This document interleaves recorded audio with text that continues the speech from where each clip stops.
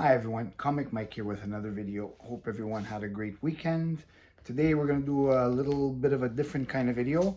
We're going to look at some comic book record sets.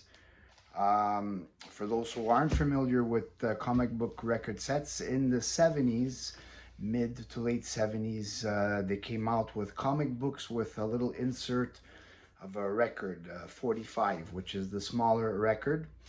And basically the record would narrate the story. It was targeted for children.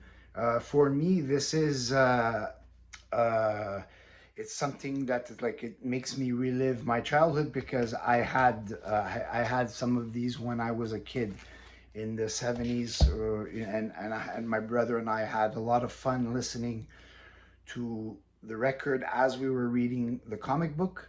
Uh, Me having this actually predates my collecting comics because I started collecting comics in in 1986 and 87, and these I had got them in the 1970s.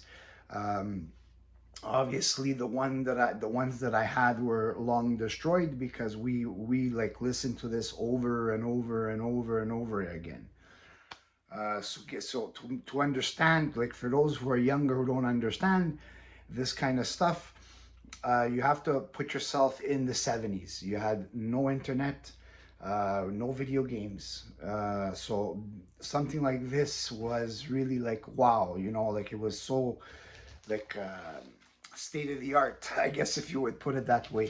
And in the 70s, everybody, I mean, this is even before cassette players, because cassette players they became popular in the 80s, but in the 70s, I mean, everybody was still with records, and you had the big ones, which were the 33s, and you had the smaller ones, which were the 45s.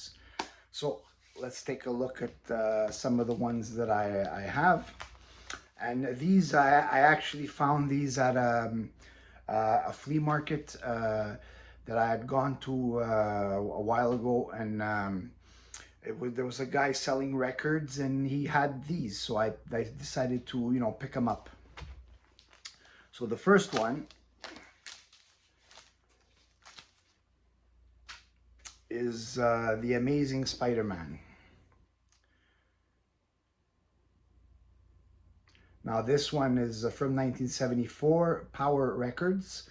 The story is titled Invasion of the Dragon Men.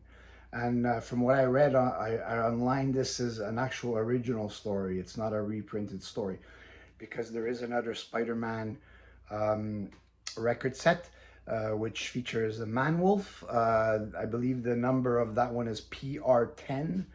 That one there reprints Amazing Spider-Man 124.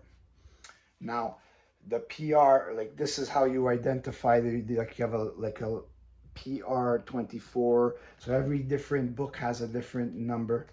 And of course, you have to have the record.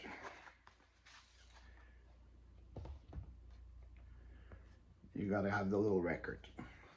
Now, if you are buying these and it does come without a record, it will be a lot cheaper, but the whole value of this is to have it with the actual record. I'm still didn't buy a record player. I will get to it eventually because I really want to play these records, comic book record sets. I want to. It's not for me. It's more because I want to introduce my children to it just to see how they would react. Now this one here, from what I read, it's Rich Buckler pencils and Arthur Korb script. Now there are two companies that did these. There's Power Records and Peter Pan Records. So a lot of them have the same cover. It's just it would have been done with a different company, and I believe the top over here was like a bit of green instead. I don't know which one is the first one that came out with it, or did they come out with it at the same time? But to me, it's irrelevant because it doesn't matter. It's just having the comic book record set. Now, next, This one, I know I had this one when I was a kid because I remember it. This is the Batman one. This one is PR-27. It's from 1975. It's got a Neil Adams cover. This one also is Power Records. Now, the thing with these is, of course, we got the record here. The stories are not very long. The paper stock is very thick inside. It's not your typical comic book page paper, and the colors in these are very vibrant.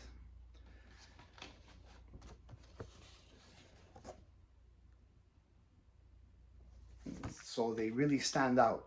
I'm not sure if that's the reason because of the thicker paper stock, but either way, it's easy to read because it was targeted for children, and like there's not too much, um, you know, there's not too much going on with the script. There is, but not too much because you have to calculate that you're following or you're listening to a record and following the story, and it was for children, so it's got to be easy for them to keep up with the story.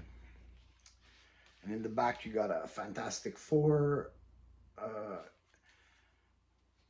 there are quite a lot of these PR. Look, see, you have all these different ones, and there's so many more.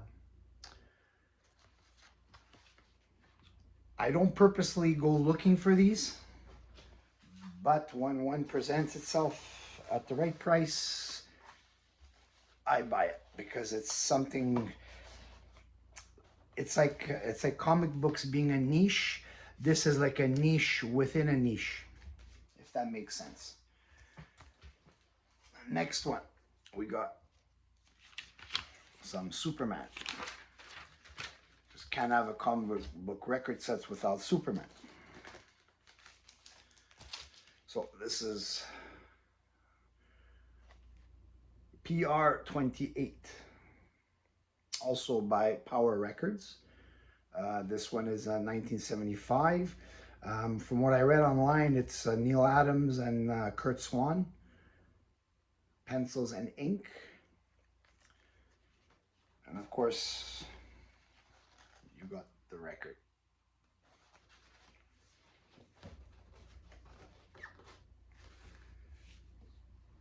And this story is called Alien Creatures.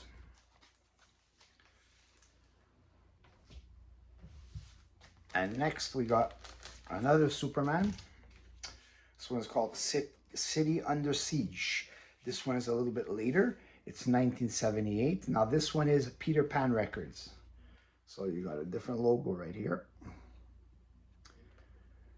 And from what I read online, this is Dick Giordano and Ross Andrew, pencils and ink, PR-34.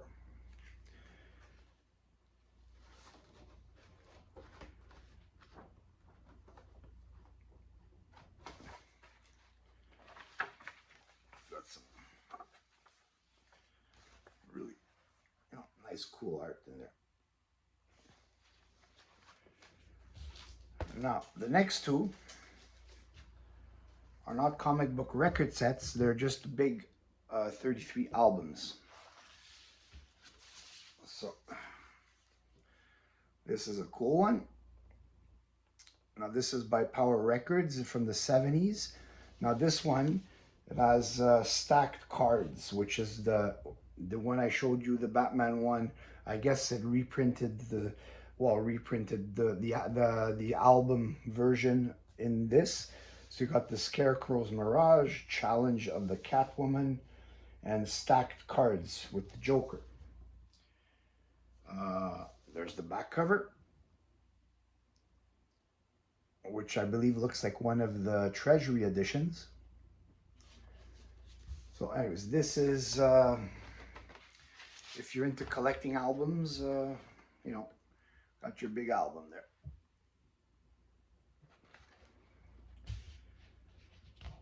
This one is from 1975. And the last one, this one is actually from Leo the Lion Records. This one is from 1966. So this is like a Silver Age album.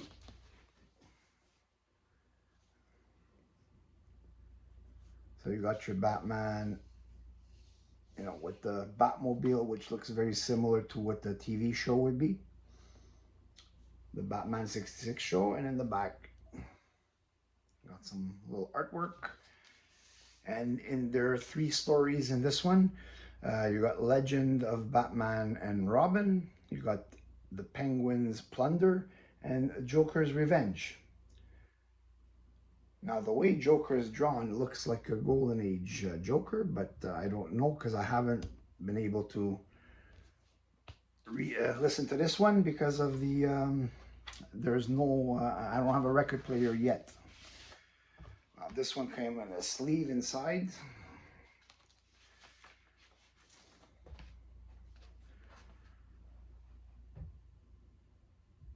So you got that. So that's all I got for now for the records. I will get some more in the future. I hope you enjoyed this, and this is just a little bit of a nostalgia kind of video. One subscriber who I watch also his videos, Terry from Deadman comic cover show. We watch each other's videos, and we like to have a little chats and comments on each other's videos. I'm just curious if these did end up being distributed in the UK. So if you watch this video, leave me a comment. I'm just curious if these came out in the UK. And that's it for this video. Please like and subscribe if you like this content, and I will see you on the next video.